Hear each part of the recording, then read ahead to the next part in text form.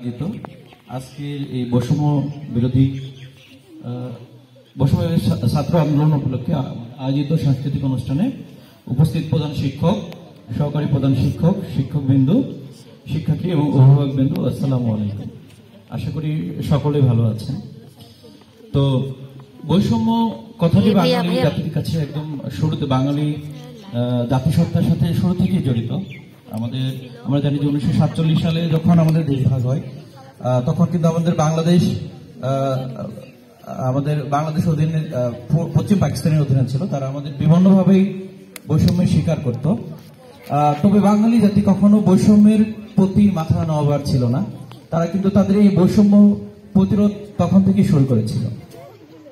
তো তার ফলশ্রুতিতে আমরা 1952 সালে আমাদের ভাষা আন্দোলনের মাধ্যমে বাংলাকে আমাদের নিজে করে পেয়েছি। 71-এ আমরা স্বাধীন দেশ পেয়েছি। তো এই বৈষম্যের প্রতি আমাদের যে আন্দোলন বা বৈষম্যকে ভেঙে ফেলার যে আমাদের সংকল্প, এটা কিন্তু বাঙালি রক্তের সাথে মিশে আছে, সেই বাংলাদেশ জন্ম থেকে। তো আমাদের এখানে আমাদের এই 2024 সালের জুলাই মাসে যে বৈষম্য বিরোধী আন্দোলনটা হয়েছিল, মেইনলি এটা আমাদের সরকারি চাকরিতে কোঠা আন্দোলন নিয়ে শুরু হয়েছিল।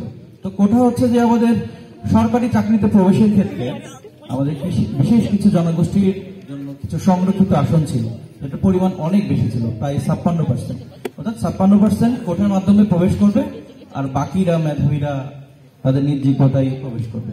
তবে দেখা যাচ্ছে যে আমাদের এতে অনেক মেধাবীরাই তাদের কাঙ্ক্ষিত জায়গায় পৌঁছতে পারতেছিল না। তো আমাদের মনে হয় যে মেধাই আমাদের সকল সৃষ্টির মূল। সেক্ষেত্রে মেধাবীদের দাবি ছিল, বা আমাদের সাধারণ শিক্ষার্থীদের দাবি ছিল, মেধাই হোক সকল ক্ষেত্রে মূল হাতিয়ার। মেধার মাধ্যমে প্রকৃত মেধাবীরাই তারা কিভাবে যথাস্থানে অধিষ্ঠ হবে। তো আমাদের তার ফলশ্রুতিতে তারা জুলাই মাসের 1 তারিখ থেকেই, 1 জুলাই থেকে তাদের আন্দোলন চালিয়ে যাচ্ছিল। আমাদের এই আন্দোলনটা তাদের শান্তিপূর্ণভাবে প্রায় 14 জুলাই পর্যন্ত চলতেছিল। তো পরবর্তীতে তারা রাষ্ট্রপতি মোহাম্মদ শাহাবুদ্দিনের বরাবর স্মারকলিপি প্রদান করে এবং তৎকালীন প্রধানমন্ত্রী কোঠা আন্দোলনকারীদের বিষয়ে একটা সংবাদ সম্মেলনে তাদেরকে বলে যে চাকরি তো মুক্তিযুদ্ধের নাতিপুতি পাবে না, তো রাজাকারের ছেলে নাতিপুতি পাবে।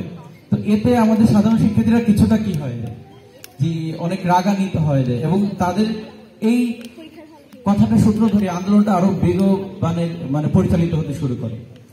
তো আমাদের এর ফলশ্রুতিতে আমাদের ছাত্রদের 18 তারিখ কমপ্লিট শাটডাউন ঘোষণা করা হয়।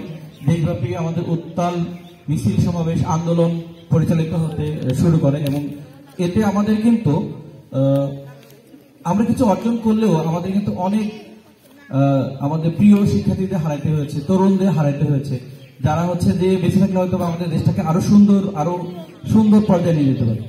তবে তাদের বিনিময়ে কিন্তু আমরা এখন বৈষম্য বিরোধী একটা দেশ পেয়েছি, যেখানে আমরা সকলে সমানভাবে সকল জায়গায় অংশগ্রহণের সুযোগ পাচ্ছি। তো পরিশেষে আমি এই বৈষম্য বিরোধী আন্দোলনে যারা শহীদ হয়েছে এবং যাদের আত্মত্যাগ এর কারণে আমরা এই বৈষম্যকে দূর করার চেষ্টা করতেছি বা পেয়েছি, বৈষম্য বিরোধী একটা দেশ পেয়েছি, তাদের আত্মার মাগফিরাত কামনা করে আজকে আমার সংক্ষিপ্ত বক্তব্য এখানেই শেষ করতেছি। আসসালামু আলাইকুম।